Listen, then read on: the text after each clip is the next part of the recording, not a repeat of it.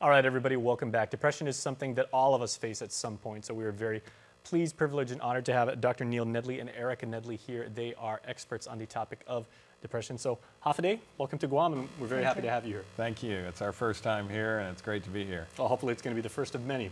I hope so. We hope to feed the both of you very, very well. That is our island hospitality.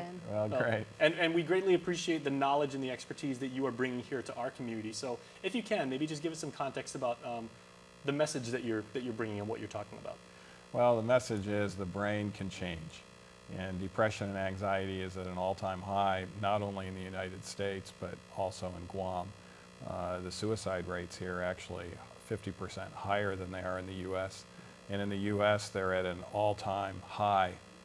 Never had this rates of depression that we're experiencing now, and so there is a need to understand the causes of this disease as well as the solutions.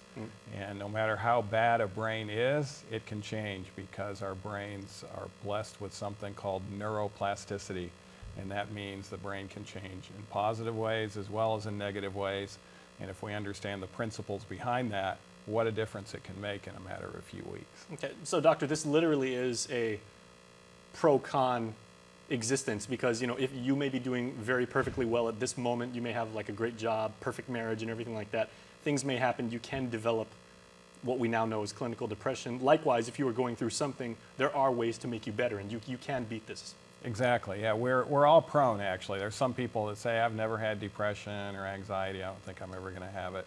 No, if you have the right ingredients in your life, it will come about, and the right brain chemistry issues and the right genetic issues, it will definitely come about. And so we're all prone to it, but the nice thing about it is that no matter what genetics we have, we can actually, through epigenetics, turn those bad genes off, and we can make some very positive changes in our brain and eradicate the disease.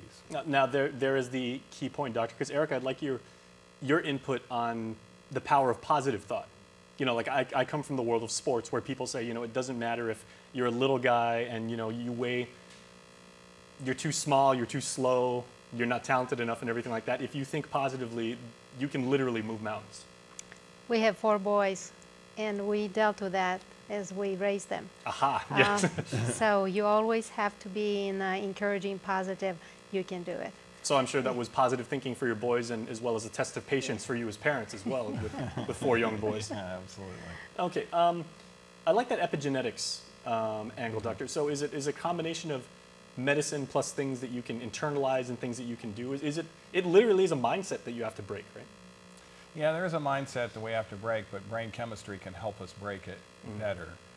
For instance, one of the most common genetic issues behind depression is something we call undermethylation, and that is when we have a greater challenge making enough serotonin and dopamine. And there's personalities that come with being an undermethylator. Speaking of the sports world, many people that are the most famous sports athletes are undermethylators. They're very competitive.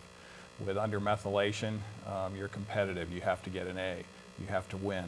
And they can have very calm exteriors and very tense interiors. And they tend to have a high libido. They tend to go for addictions. They're more prone for addictions. And this is due to some genetics that they have where they're not making enough serotonin and dopamine.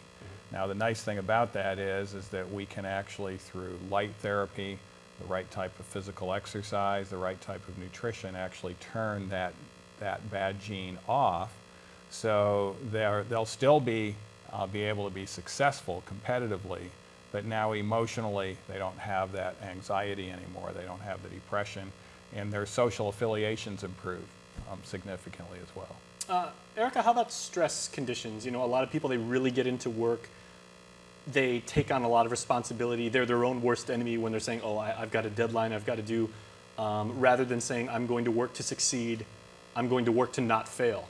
And so they're kind of like, they really have a pessimistic attitude and everything like that. I assume that would add up, and that would... We found out that stress and anxiety, it's a very complex aspect of life. They get themselves so riled up over minute issues. And this is where we teach them with emotional intelligence on how to manage their emotions, how to plan, how to organize their life, and in a way overcome the natural tendency of being overwhelmed.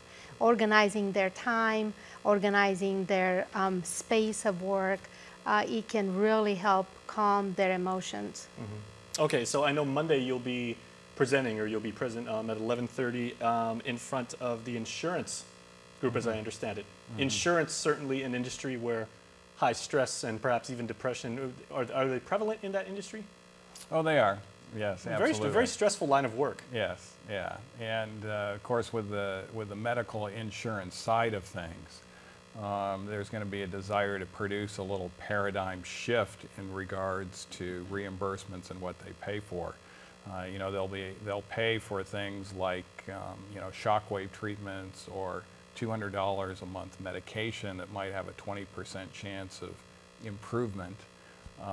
But they won't pay for an educational program that's far cheaper and actually far more effective as far as response rates. Mm-hmm. And it's just, you know, every industry has their mode and modus operandi that they've been used to, but I think if they go through some of those paradigm shifts, we'll see a lot better mental health outcomes than what we currently have. Okay, and of course this is a public hearing, so the legislature is really good at live streaming these hearings. They put it on YouTube. Certainly your input will be very greatly appreciated. If people would like to contact either of you directly with more questions, or if they have specific needs and everything like that, how may they do so? Yeah, drnedley.com, drnedley.com would be a good way of doing that. Very nice. And we'd be glad to respond. Okay, well, again, very nice to meet the both of you, and we hope you have a wonderful time here on our island, and thank you for what you're contributing to our community. Oh, you're very welcome. Thank you, and it's great being here. All right, thank you both, and enjoy your trip. Thank you. All right, we will be right back with more after this, everybody.